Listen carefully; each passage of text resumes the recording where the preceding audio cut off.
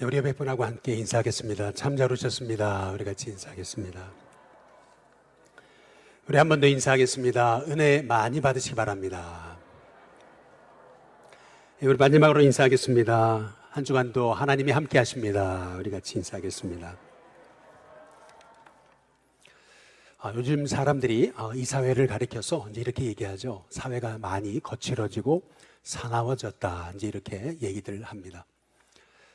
그냥 옆에 사람 괜찮아 보여서 말 걸었는데 주먹이 날라오고 생각지 못하게 그냥 처음 보는 사람을 폭행하는 그러한 참 어처구니 없는 일들이 벌어지는 우리는 사회 속에 살고 있죠. 이제 많은 분들이 코로나 시기 때문에 그렇다. 요것만 지나면 되겠지. 이제 이렇게 생각하시지만 실은 성경이 얘기하는 것은 디모데후서 3장 3절에 보니까 이렇게 얘기합니다. 무정하며 원통함을 풀지 아니하며 모함하며 절제하지 못하며 사나우며 그랬습니다. 바로 이것이 마지막 때의 현상이라고 하는 겁니다. 마지막 때가 되면 사람들은 굉장히 거칠어지고 사나워지게 된다라고 그렇게 성경이 우리에게 이제 말하고 있는 거죠. 거칠은 세상 속에서 우리도 모르게 세상을 닮아서 우리도 거칠어졌습니다. 교회가 거칠어졌고요. 교회 성도들도 사나워졌습니다. 옛날에는 성도들이 성도가 어려우면 품기도 하고 또 예를 들면 정신적인 이상이 있는 분도 교회가 품어내서 그를 치유하고 세워가는 것이 교회였는데 요즘 들어 성도들도 거칠어지다 보니까 사람의 그 거칠음을 이제 용납하지 못하는 이제 그러한 교회의 모습을 보이고 있지 않나라고 하는 이제 생각을 갖게 됩니다.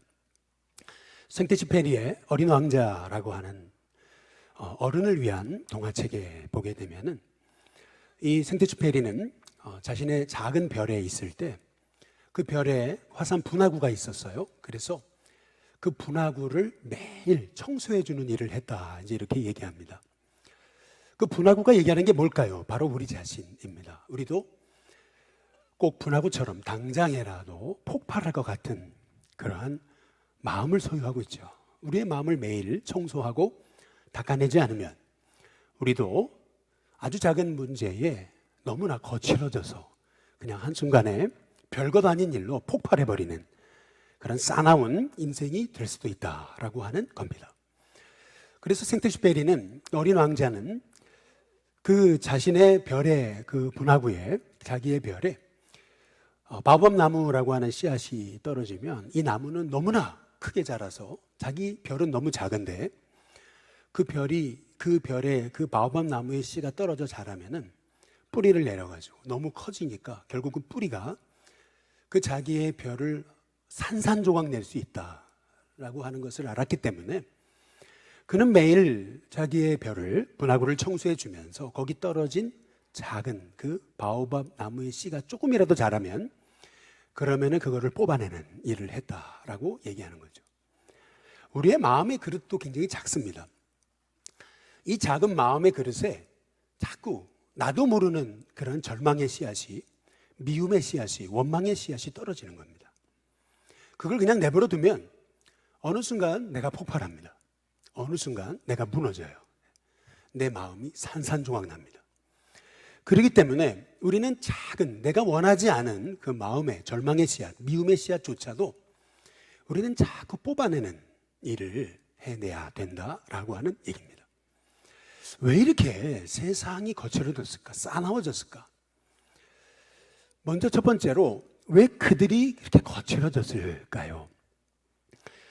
이 오늘 말씀 우리가 함께 보시는 말씀은 고린도전서의 말씀인데 이 고린도전서의 말씀은 실은 사도 바울이 고린도 교회 개척했습니다. 사도 바울이 가장 심령이 약해졌을 때 그때 개척한 교회가 고린도 교회입니다. 우리도 난산 중에 낳은 자식은 부모님들이 그렇게 어렸을 적부터 병치레를 하면 부모님들이 그 자식, 그 아들을 그렇게 안타까워하는 거거든요. 내가 약해가지고 내 아들도 저렇게 약하구나. 그래서 그 아들 그 약한 것이 꼭 내가 아픈 것처럼 그렇게 그 아들을 품는 거거든요. 마찬가지로 사도 바울도 마찬가지예요. 난산 중에 고린도 교회를 나왔습니다. 개척을 했어요. 그런데 그 교회가 너무 병들었어요. 약해요. 4개의 그룹으로 나뉘어져 가지고 바울파, 게바파, 그리스도파, 아볼로파 4파로 나눠져 가지고 서로 싸워요. 분쟁하죠. 서로 미워하고 서로 밀쳐내고 서로 판단하고 정죄하고 너무 거칠어졌습니다. 주님의 교회가 너무 거칠어졌던 거예요. 그냥 영혼을 살려낼 수가 없어요. 그 이유가 뭘까? 한마디로 말하면 은혜가 사라져서 그런 거예요. 그리고 왜 그들이 그렇게 싸나워지고 거칠어졌을까? 이제 그 이유는 하나님을 향한 경외심을 잃어버렸기 때문에 그런 거예요. 하나님을 향한 경외심이라는 게 뭐냐면 하나님의 신비, 하나님은 우리가 이해할 수 없어요. 하나님은 신비 자체예요. 하나님의 신비 앞에 완전 내 인생 전부를 내어 맡기는 거, 그분 앞에 엎드리는 거, 이것이 하나님을 향한 경외심이거든요. 여러분, 그 소돔과 고모라의 시대를 보시게 되면은 소돔과 고모라가 멸망하기 직전에 소돔과 고모라의 백성은 굉장히 거칠어졌습니다. 창세기를 보시면 롯이 살고 있던 곳에 2명의 천사가 사람 모양을 하고 나타납니다.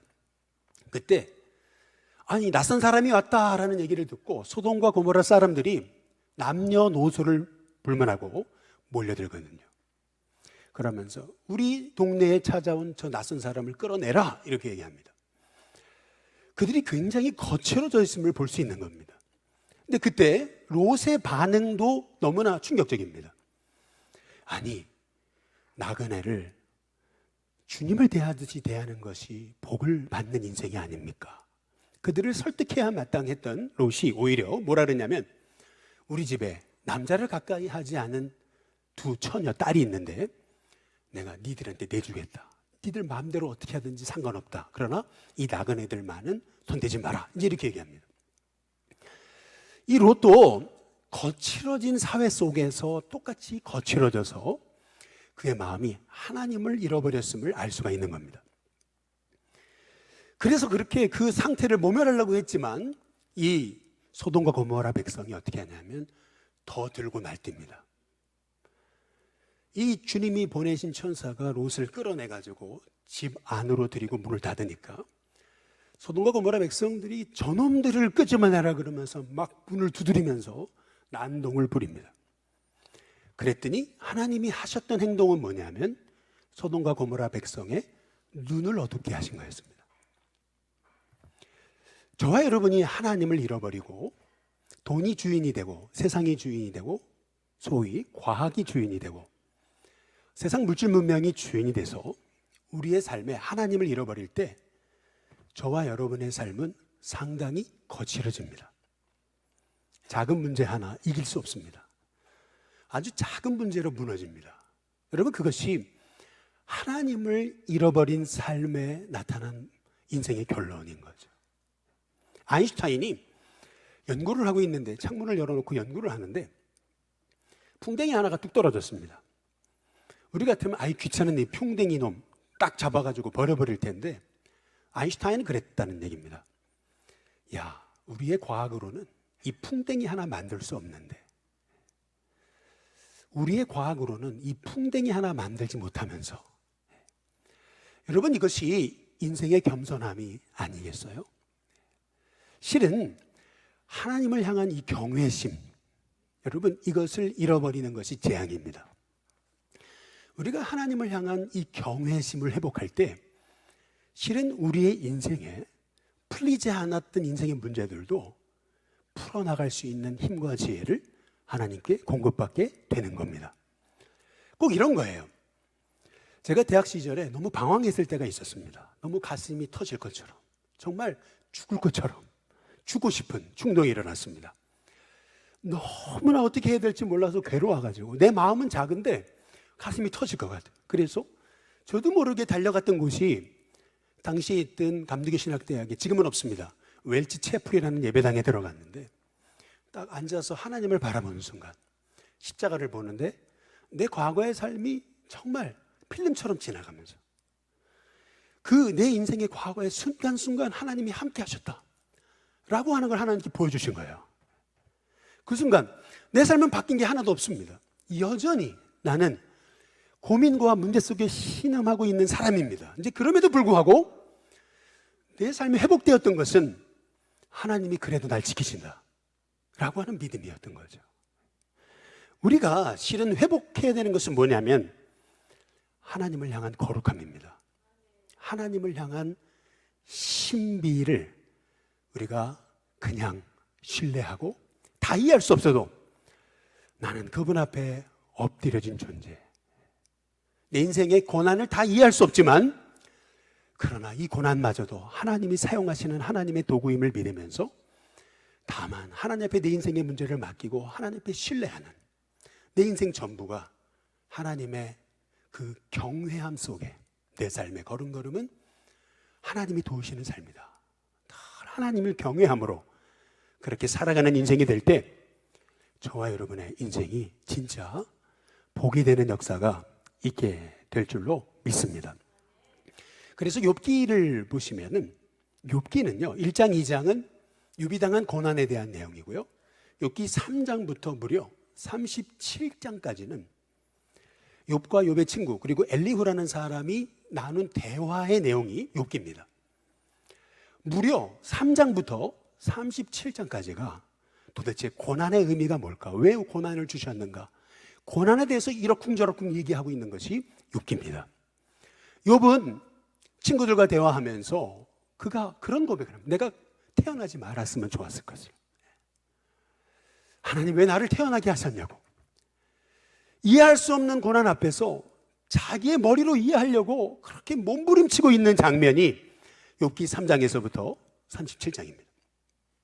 그러다가 욥기 38장부터 보시면은 38, 39, 40, 41장 무려 4장이 하나님과 욥이 만나는 장면입니다. 근데 신기하게도 욥기 3장에서부터 37장까지 욥의 친구와 엘리후가 고난에 대해서 고난이 무슨 뜻인가 라고 서로 대화를 나눴다면 드디어 하나님이 나타나셔가지고 그래 고난은 이것이다 라고 답을 주시면 좋을 것을 하나님은 답을 주시는 게 아니고 질문하십니다. 질문하세요. 그게 욥기 38, 39, 40, 41장의 내용입니다. 하나님은 계속 질문하세요. 그 질문이 그 내용이 뭐냐면은 욥기 38장 4절에 이렇습니다. 다 함께 한번 같이 읽어보겠습니다. 함께 있습니다. 시작. 내가 땅의 기초를 놓을 때 내가 어디 있었느냐?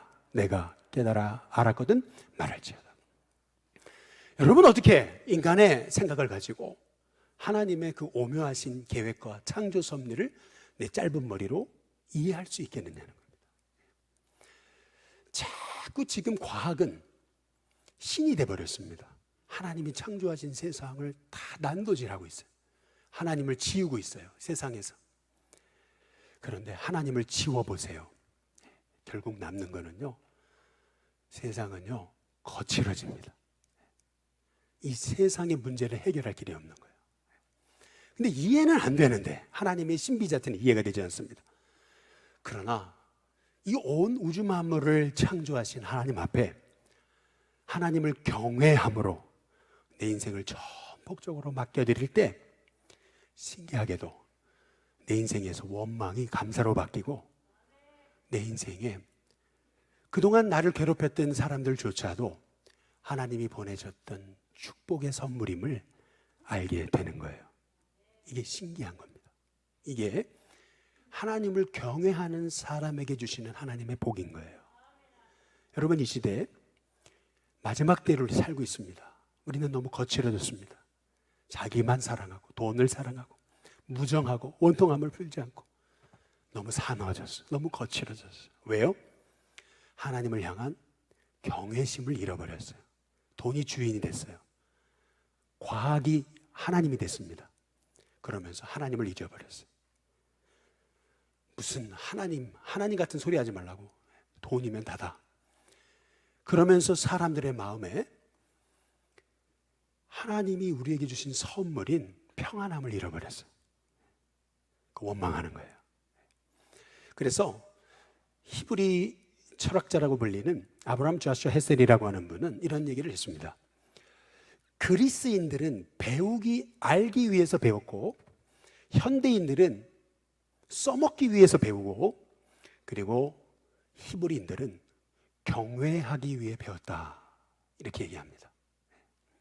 우리도요, 우리가 이제 40일 감사 캠페인을 하면서 40일 동안 마태복음을 묵상할 겁니다. 마태복음을 묵상하면서 우리가 단순히 짧은 어떤 세상적인 지식 하나 더 얻으려고 하는 것이 아니고, 마태복음을 읽으면서 하나님을 향한 경외의 마음, 그분의 뜻을 다 이해할 수 없어도 그분은 내 삶을 주관하신다, 그 마음 있잖아요. 그 마음을 회복할 수 있는 우리 일신교회 성도님들 될 수 있기를 주님의 이름으로 축복합니다. 두 번째로, 그렇다면 왜 우리에게 감사일까? 우리는 왜 감사할까? 라고 하는 것을 우리가 묻지 않을 수가 없어요. 결국에는요, 우리 인생이 꼭 그 원망 덩어리인 것 같아요. 매일 원망하고. 근데 이 원망이 스탑이 안 되거든요. 근데 이 원망이 멈춰지는 길, 원망의 진정한 해독제, 여러분, 그것은 감사뿐입니다. 왜 감사가 원망의 해독제가 되는 거냐면은, 여러분, 감사는요, 하늘의 언어입니다. 천국 언어예요. 내가 감사할 수 있다면, 진짜 가슴으로 감사할 수 있다면은요, 하늘 문이 열린 겁니다. 우리가 40일 감사 캠페인을 하지만 이게 억지로 감사가 되지 않습니다. 감사하려고 해도 나도 모르게 원망이 튀어나옵니다. 하나님 나한테 해준 게 뭐가 있냐고. 나도 모르게 하나님 세상이 왜 이 꼬라지냐고. 나는 왜 이렇게 노력하고 이렇게 바둥바둥 매일 살아가는데도 오늘도 내 인생의 고난은 끝이 없는 거냐고. 누구는 저렇게 좋은 환경에서 태어나서 누구는 좋은 환경에서 살아가는데 나는 왜 이렇게 매일 하루하루가 전쟁이냐고. 사실은요, 우리의 삶이요, 감사를 회복하기 전에는요, 절대 우리의 원망은 치유되지 않습니다.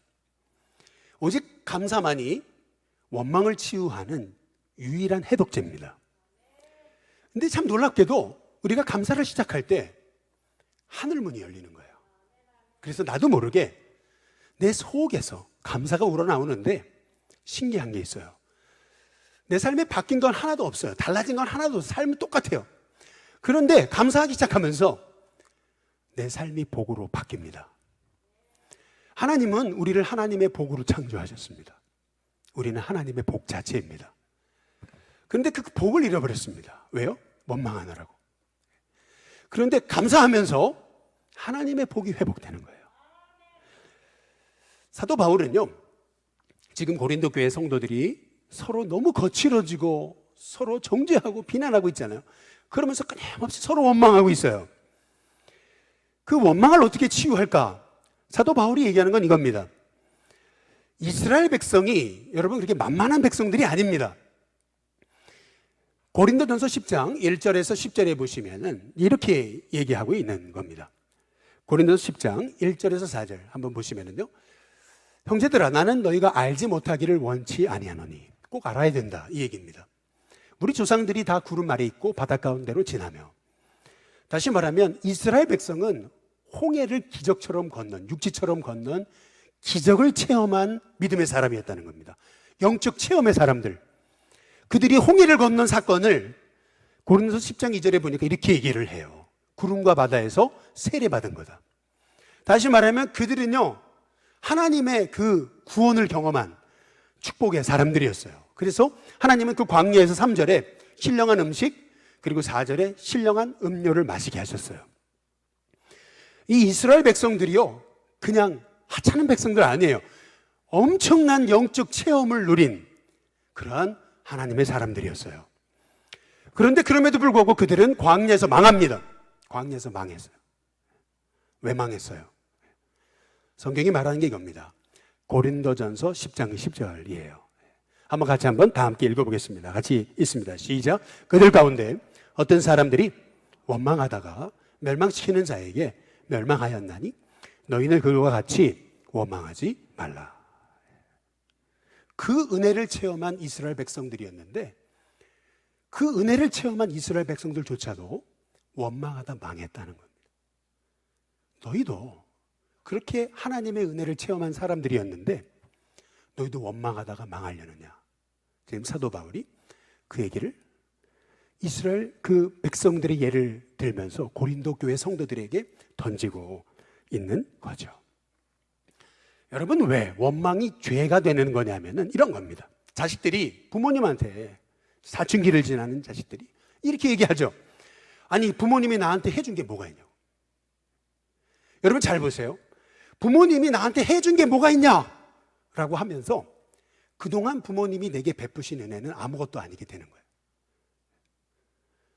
아니, 목사님이 해준 게 뭐가 있냐고. 아니, 교회가 해준 게 뭐가 있냐고. 그러면서 하나님의 은혜는 제로가 돼버리는 거예요. 여지껏 그를 돌보신 하나님의 은혜는 아무것도 아니게 되는 거예요. 그래서 원망이 죄입니다. 그래서 사도 바울은 고린도 교회 성도들이 영적으로 회복되는 비결, 그것은 그들이 다시 하나님을 향한 감사를 회복하는 거였어요. 어떻게 감사를 회복할 수 있을까? 여러분, 우리가 40일 캠페인 한다고 해서 여러분의 삶이 감사 체질로 바뀝니까? 그렇지 않거든요. 여전히 원망하거든요. 이유가 뭡니까? 그 이유는 뭐냐면은 우리가 하나님의 은혜의 셈에 완전히 접속되지 않아서 그래요. 성경에 보면은 요셉이라는 인물이 있죠. 저는 요셉이라는 인물을 별명을 하나 붙인다면은 저는 담쟁이 요셉이다라고 붙이고 싶습니다. 담쟁이. 왜 담쟁이라 그러냐면 얼마 전에 본 책에서 한 시인은 이런 얘기를 하더라고요. 담쟁이는 보이지 않는 보폭으로 담을 넘는다 그랬습니다. 우리 교회도 석조 건물로 돼 있어가지고 담쟁이가 있죠. 담쟁이를요 잘라내도요 여름이 되면 금방 올라가가지고 지붕을 덮고 있습니다. 아니, 언제 저게 저렇게 자랐지? 보이지 않는 보폭으로 인생의 담을 넘어버린 거예요. 근데 여러분, 이게 요셉이었습니다. 13년에 노예로 끌려가고 감옥에 들어가는 고통 중에도 요셉은 담쟁이처럼 보이지 않는 보폭으로 끊임없이 성장한 겁니다. 그걸 어떻게 할 수 있냐면은 요셉이 단순히 애굽의 총리가 됐다는 것이 그게 위대함이 아닙니다. 실은 총리가 됐어도 총리의 직을 감당할 능력이 되지 않으면 쫓겨나는 건데 요셉은 총리가 됐어도 그 총리직을 탁월하게 유지했습니다. 여러분, 로마가 세상을 제패한 것보다 더 위대함은 그 로마가 그 1000년의 세월을 유지했다는 얘기입니다. 쉽게 말하면 성공보다 더 중요한 것은 성공을 유지하는 거예요. 번영보다 더 중요한 것은 번영을 유지하는 거예요. 진정한 성공은 높은 자리에 올라가는 게 아니고 높은 자리에 올라가도 여전히 자신을 잃지 않는 겁니다. 그렇게 봤을 때 요셉이야말로 진정 그 고난의 13년 동안 담쟁이처럼 보이지 않는 보폭으로 그 고난의 한복판에서 끊임없이 성장한 거죠. 저는 여러분이 담쟁이 같은 인생이 될 수 있기를 주님의 이름으로 축복합니다. 옆에 분한테 인사해 보겠습니다. 담쟁이가 되시기 바랍니다. 예, 뒤에 분한테 한번 인사해 보겠습니다. 담쟁이셨군요. 예, 여러분, 그렇다면 어떻게 요셉이 그런 13년의 고난 중에도 보이지 않는 보폭으로 인생의 담을 넘을 수 있었을까? 그 이유가 있죠. 창세기 49장 22절에 보면 그 비결이 나옵니다. 우리 다 함께 한번 같이 읽어보겠습니다. 같이 읽습니다. 시작. 요셉은 무성한 가지 곧 샘 곁에 무성한 가지라. 그 가지가 담을 넘었도다. 결국 뭐예요? 요셉이 보이지 않는 보폭으로 인생의 담을 넘을 수 있었던 원인은 뭐냐면 그 비결이 되는 말씀이 오늘 이 말씀에 나오잖아요. 그게 뭐냐면 한번 따라해 보시죠. 샘 곁에. 예, 샘 곁입니다. 사람이 파놓은 물은 금방 말라버립니다. 그러나 하나님의 은혜의 샘물은 마르지 않습니다. 오히려 고난이 올수록 하나님의 은혜의 샘물은 더 맑아집니다. 여러분, 우리가 하나님의 은혜의 샘에 접속되어야 되는 이유, 여러분, 그것은요, 우리의 인생은 고난이 끊이지 않기 때문에 그렇습니다. 내 힘으로는 고난을 이겨낼 힘이 없습니다. 고난에 함몰됩니다. 아니 담을 넘어요. 넘는 것조차 그냥 담 앞에서 그냥 주저앉습니다. 이것이 우리 인생입니다. 근데 놀라운 것은 하나님의 은혜의 셈에 내가 완전히 연결되니까 그때부터 이 고난마저도 하나님이 나를 연단하시고 세우시는 하나님의 축복이 되더라는 겁니다. 그래서 저는 우리 일신교회 성도님들이 이번 우리 40일 감사 캠페인을 하면서 매일 아침 그냥 짧게 하나님, 성령님을 내 인생에 초대합니다. 내 인생의 주인 되어 주십시오. 주님의 음성에 귀 기울이겠습니다. 순종하겠습니다. 예수님의 이름으로 기도합니다. 여러분, 이 한마디로 시작하는 하루하루가 저는 여러분의 인생에 순간순간 하나님과 접속되는 그런 축복의 은혜를 경험케 해주실 줄로 믿습니다. 이런 얘기가 있습니다. 우리가 식사 기도만 잘해도 우리는 영의 사람이 될 수 있다라는 얘기가 있습니다. 우리는 식사 기도조차도 너무 건성으로 하잖아요. 누군가 볼까 봐서 그냥 눈 딱 감고 끝난다든지, 아니면 그냥 하나님 감사합니다, 그냥 형식적으로. 뭐 어떤 사람들은 그런데요. 하나님 아시죠? 3번 그런데요.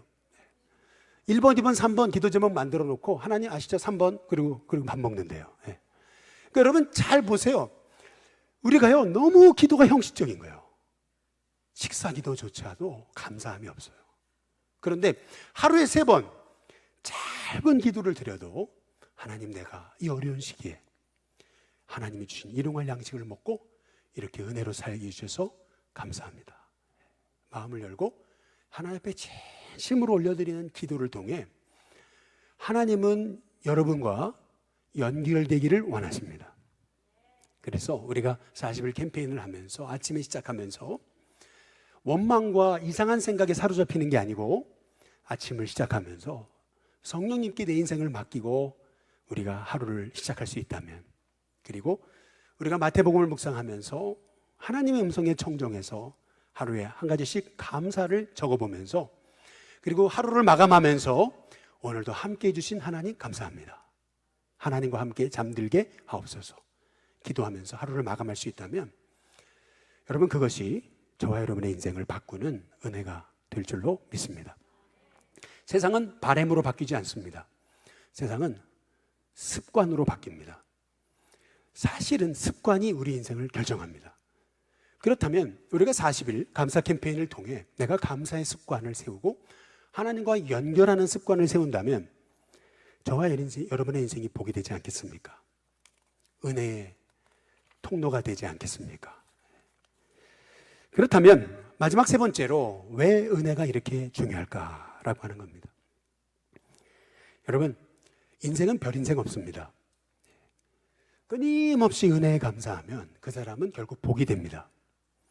그런데 끊임없이 원망하면 그 사람의 인생의 복이 다 떠납니다. 끊임없이 감사하며 살아가면 하나님이 끊임없이 그의 삶에 감사할 기도 제목과 증거와 간증들을 하나님 더해 주십니다. 별 인생 없어요.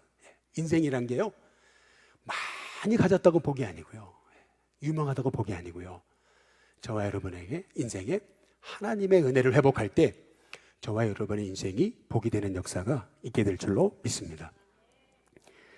요즘에 그 이어령 박사님이, 이어령 씨가 이제 죽고, 그리고 이제 서점에 가시면 이어령 코너들이 있어요. 근데 거기 가보시면은 이제 책들이 많이 나와 있는데, 그 중에 한 책을 읽다가 무릎을 치는 한 얘기가 이제 있었습니다.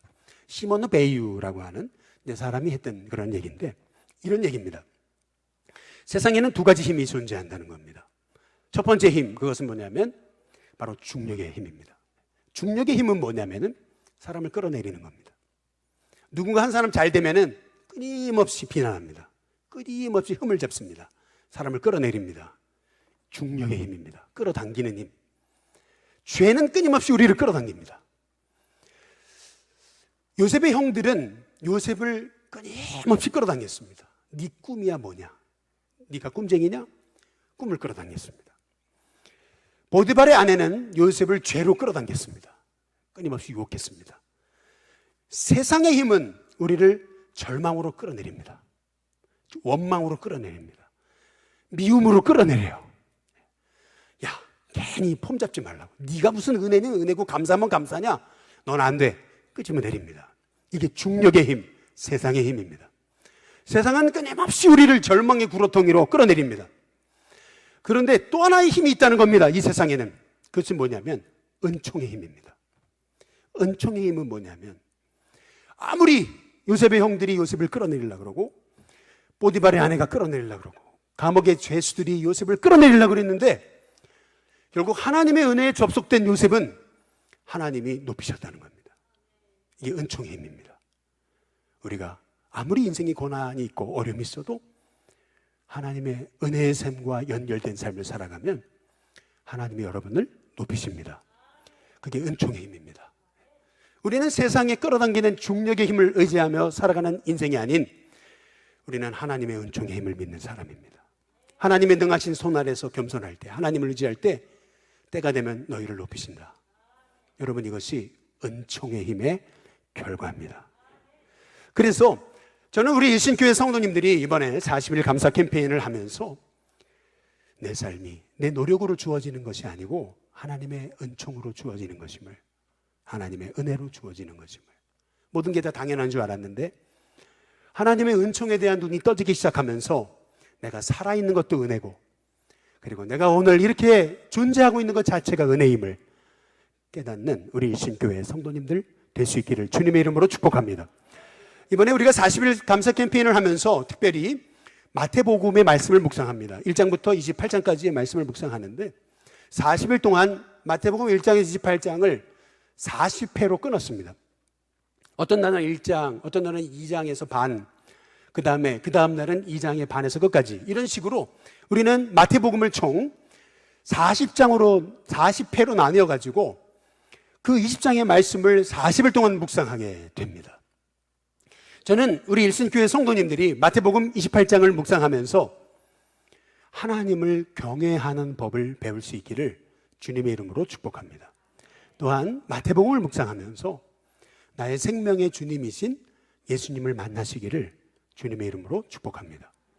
성경은 4복음이 있습니다. 마태, 마가, 누가, 요한복음 4복음서가 있어요. 그 중에서 제일 먼저 쓰여진 것은 마가복음입니다. 근데 그럼에도 불구하고 마가복음이 먼저가 아니고 마태복음이 먼저입니다. 왜 성경은 마가복음이 제일 먼저 쓰였는데 왜 마가복음이 먼저가 아니고 마태복음이 먼저일까? 이유가 있습니다. 그것은 마태복음은 4복음서 중에서 가장 구약 성경이 많이 인용된 성경입니다. 다시 말해 예수님은 바로 구약에서 약속하신 나의 구주와 주님이시라는 겁니다. 그래서 구약 성경과 신약 성경을 연결하는 그 연결의 다리 역할을 하는 것이 마태복음입니다. 그래서 마태복음이 제일 앞에 나온 겁니다. 저는 우리 일신교회 성도님들이 마태복음을 묵상하면서 구약에서 말씀하신 바로 그분이 예수님이시구나. 그 예수님을 마태복음을 묵상하면서 정말 인격적으로 만날 수 있는 은혜가 있게 되시기를 주님의 이름으로 축복합니다. 왜 마태복음을 통해 우리가 예수님을 만나야 되는 것이냐면은 도스토옙스키의 여러분 죄와벌이라는 소설을 잘 아실 겁니다. 이 도스토옙스키의 이 죄와벌의 주인공인 라스콜리니코프는 아주 비범한 인생을 살기 원했습니다. 그래서 돈밖에 모르는 전당포 노파를 결국 죽이면 그러면 정의는 이루어진다고 생각했습니다. 도끼로 전당포 노파를 죽였습니다. 그러면 세상에 정의는 드러날 줄 알았습니다. 그러나 정의는커녕 오히려 마음에 죄책감이 몰려왔습니다. 정신분열이 일어났습니다. 사법적인 심판을 겪기 이전에 그는 마음의 심판을 받았습니다. 그런데도 반성하지 않습니다. 내가 옳은 일을 했다고 생각합니다. 결국 소냐라고 하는 여인의 설득을 인해서 자수합니다. 그러나 자수했음에도 그는 뉘우치지 않습니다.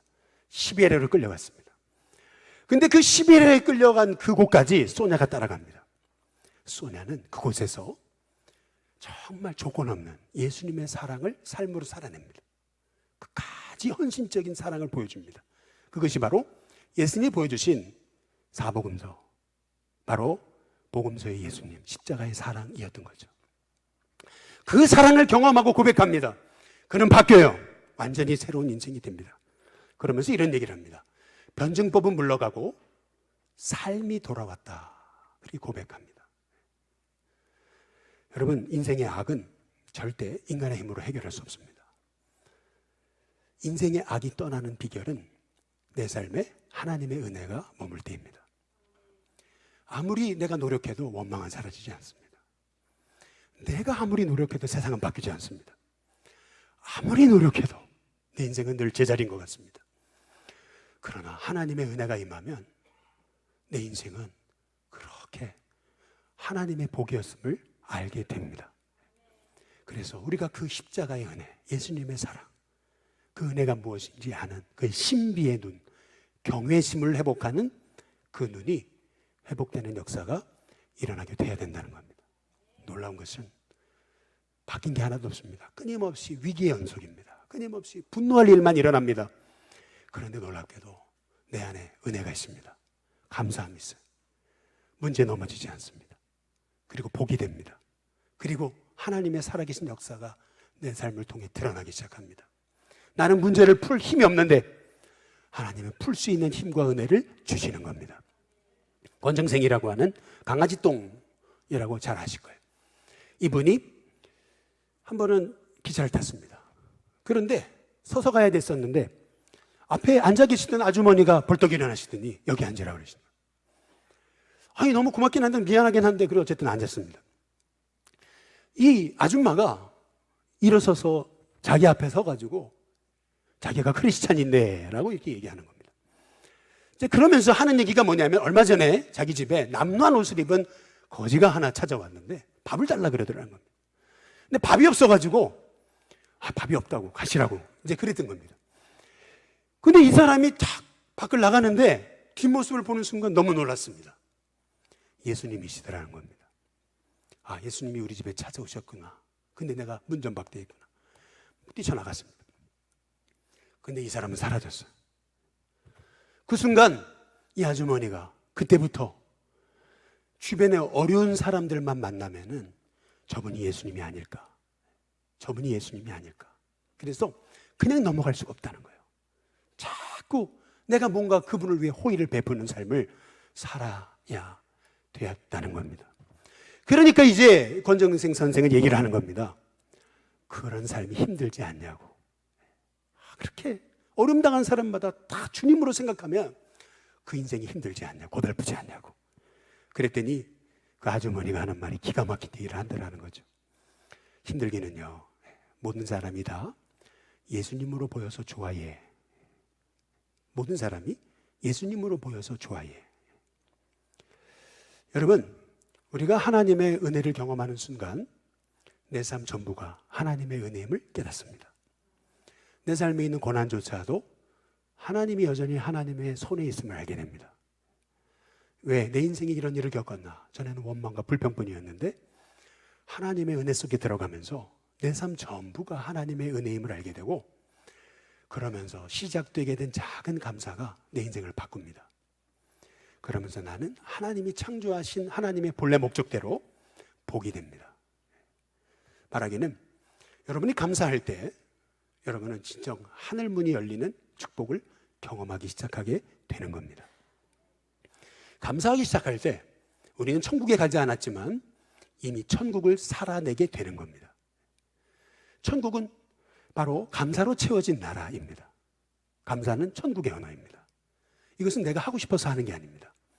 우리는 원망 체질입니다.